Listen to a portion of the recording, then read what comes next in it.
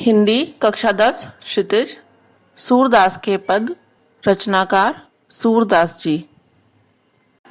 उधो तुम हो अति बड़ भागी, अपरस रहत स्नेह तगाते, नाहिन मन अनुरागी। पुरनी पात रहत जल भीतर, तारस देह न दागी। ज्यों जल मह तेल की गागरी, बूंद न ताको लागी। पीथी नदी में पाँव न बोरियो, दृष्टि न रूप परागी। सूरदास अबला हम भोरी, गुरु चाटी ज्यों पागी। मन की मन ही मांझ रही, कहिए जाए कौन पे उधो, नाही परत कही। अवधि आधार आस आवन की, तन मन बिथा सही। अब इन जोग संदेशनी सुनी सुनी, बिरनी बिरह दही। चाहती हुती गुहार जितही तय, उत तय धार बही। सूरदास अब धीर धरहि क्यों, मर जादा न लही। हमारे हरिहारिल की लकड़ी, मन क्रम वचन नंद नंदन उर यह दर करी पकड़ी।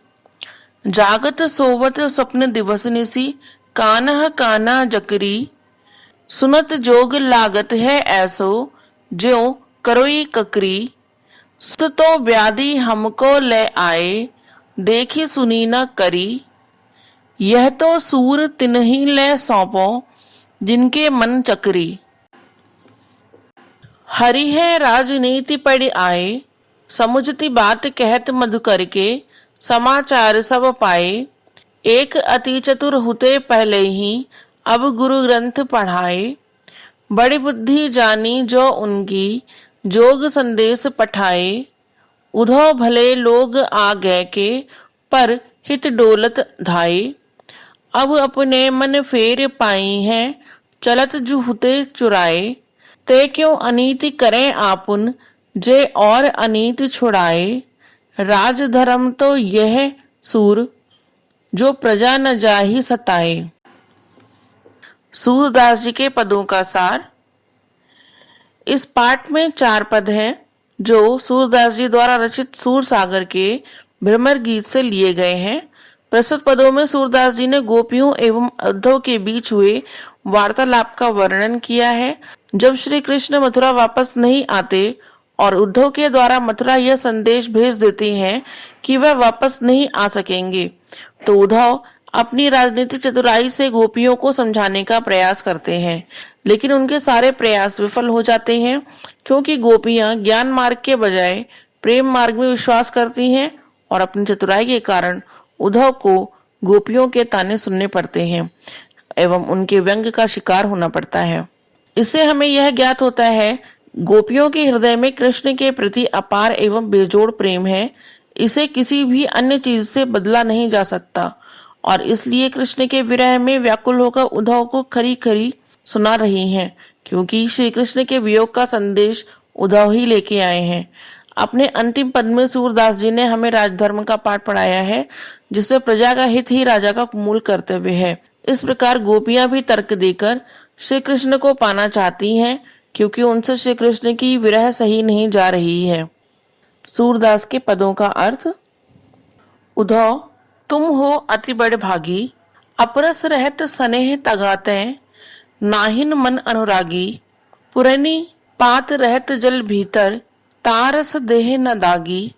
ज्यों जल मह तेल की गागरी, बूंद न ताको लागी।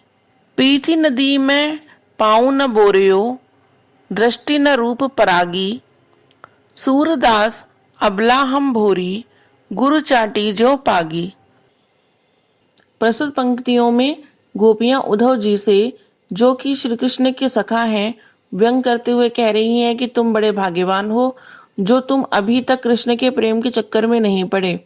गोपियों के अनुसार उद्धव उस कमल के पत्ते के समान है, जो हमेशा जल में रहकर भी उसमें डूबता नहीं है और ना ही उसके दाग धब्बों को खुद पर आने देता है। गोपियों ने फिर उद्धव की तुलना किसी तेल के मटके से की है, जो निरंतर जल में रहकर भी उस जल से खुद को अलग रखता है, अर्थात उसमें मिलता नहीं है। यही कारण है कि गोपियां उद्धव को भाग्यशाली समझती हैं, जबकि वे खुद को अभागिन अबला नारी समझती हैं, क्योंकि वे पूरी तरह से कृष्ण के प्रेम में पड़ चुकी हैं।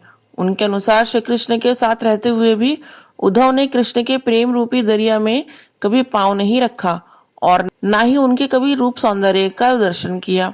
जबकि गोपियां कृष्ण के प्रेम में इस तरह पड़ चुकी हैं मानो जैसे गुड़ में चींटियां लिपटी हों। मन की मन ही मांझ रही, कहिए जाए कौन पे उधो, नाही परत कही। अवधि आधार आस आवन की, तन मन बिथा सही। अब इन जोग संदेश नि सुनी सुनी, बिरनी बिरह दही। चाहती हुती गुहार जितही तय, उत तय धार बही। सूरदास अब धीर धरहि क्यों, मर जादा न लही। गोपियां उद्धव से अपनी पीड़ा बताते हुए कह रही हैं कि श्री कृष्ण के गोकुल छोड़कर चले जाने के उपरांत उनके मन में स्थित कृष्ण के प्रति प्रेम भावना मन में ही रह गई है। वे सिर्फ इसी आशा से अपने तन मन की पीड़ा को सह रही थी कि जब कृष्ण वापस लौटेंगे तो वे अपने प्रेम को कृष्ण के समक्ष व्यक्त करेंगी और कृष्ण के प्रेम की भागीदार बनेंगी।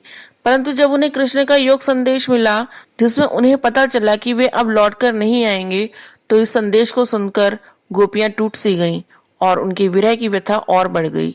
अब तो उनके विरह सहने का सहारा भी उनसे छिन गया, अर्थात अब श्री कृष्ण वापस लौटकर नहीं आने वाले हैं और इसी कारण अब उनकी प्रेम की भावना कभी संतुष्ट नहीं होने वाली है। उन्हें कृष्ण के रूप सौंदर्य को दोबारा निहारने का मौका अब नहीं मिलेगा। उन्हें ऐसा प्रतीत हो रहा है कि अब वह हमेशा के लिए कृष्ण से बिछुड़ चुकी हैं और किसी कारणवश गोपियों के अंदर जो धैर्य बसा हुआ था वह अब टूट चुका है। इसी वजह से गोपियां वियोग में कह रही हैं कि श्री कृष्ण ने सारी लोक मर्यादा का उल्लंघन किया है, उन्होंने हमें धोखा दिया है। हमारे हरि हारिल की लकड़ी, मन क्रम वचन नंद नंदन उर, यह दर करी पकरी।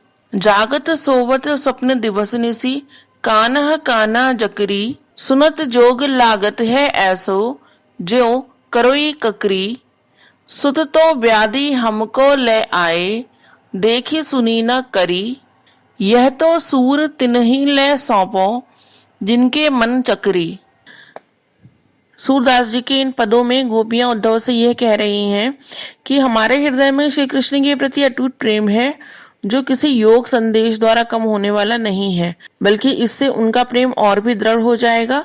गोपियां उद्धव से कह रही हैं कि जिस तरह हारिल एक प्रकार का पक्षी अपने पंजों में लकड़ियों को बड़ी ही दृढ़ता से पकड़े रहता है, उसे कहीं भी गिरने नहीं देता, उसी प्रकार हमने हरि भगवान श्री कृष्ण को अपने हृदय के प्रेम रूपी पंजों से बड़े ही दृढ़ता से पकड़ा हुआ है। हमारे मन में दिन रात केवल हरि ही बसते हैं, यहाँ तक कि हम सपने में भी हरि का नाम रटते रहते हैं और इसी वजह से हमें तुम्हारा यह योग संदेश किसी कड़वी ककड़ी की तरह लग रहा है। हमारे ऊपर इस संदेश का कोई असर होने वाला नहीं है, इसलिए हमें इस योग संदेश की कोई आवश्यकता नहीं है। फिर आगे गोपियां कहती हैं कि तुम यह संदेश उन्हें सुनाओ जिनका मन पूरी तरह से कृष्ण की भक्ति में डूबा नहीं, और शायद वे यह संदेश सुनकर विचलित हो जाएं, पर हमारे ऊपर तुम्हारे संदेश का कोई असर नहीं पड़ने वाला है। हरि है राजनीति पढ़ आए, समुझती बात कहत मधुकर के। समाचार सब पाए, एक अति चतुर हुते पहले ही, अब गुरु ग्रंथ पढ़ाए। बड़ी बुद्धि जानी जो उनकी, जोग संदेश पठाए। उधो भले लोग आ गए के, पर हित डोलत धाये।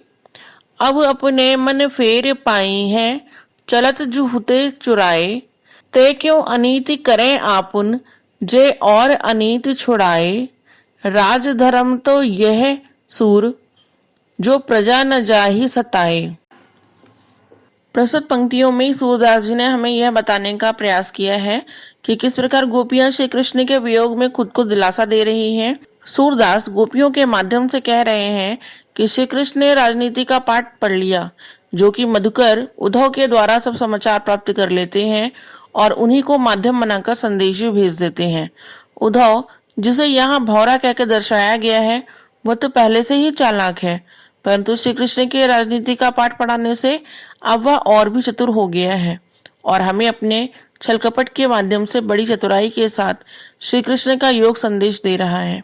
कृष्ण की बुद्धि की भी तो दाद देनी होगी, जो हमें इस उद्धव के जरिए संदेश दे रहे हैं, जिससे हम उन्हें भूल जाएं। ऐसा तो कतई नहीं होगा, लेकिन हाँ, इससे हमारा मन तो हमें वापस मिल जाएगा, जो कि श्री कृष्ण यहाँ से जाते समय चुरा के ले गए थे। उनके अनुसार बड़े लोग तो हमेशा दूसरों की भलाई के लिए परिश्रम करते हैं, पर गोपियों को ये बात समझ में नहीं आ रही है कि जो श्री कृष्ण दूसरों को न्याय का पाठ पढ़ाते हैं, वे स्वयं उनके साथ इतना बड़ा अन्याय कैसे कर सकते हैं। उनके अनुसार किसी भी राजा का परम कर्तव्य यही होता है कि वह अपनी प्रजा के सुख दुख का ख्याल रखे, परंतु यहाँ तो श्री कृष्ण स्वयं ही उन्हें दुख दे रहे हैं। उन्हें अपना कर्तव्य निभाना चाहिए और गोपियों के समक्ष प्रस्तुत होकर उन्हें दर्शन देने चाहिए, जिससे उनके हृदय में हो रही विरह की पीड़ा शांत हो जाए। धन्यवाद।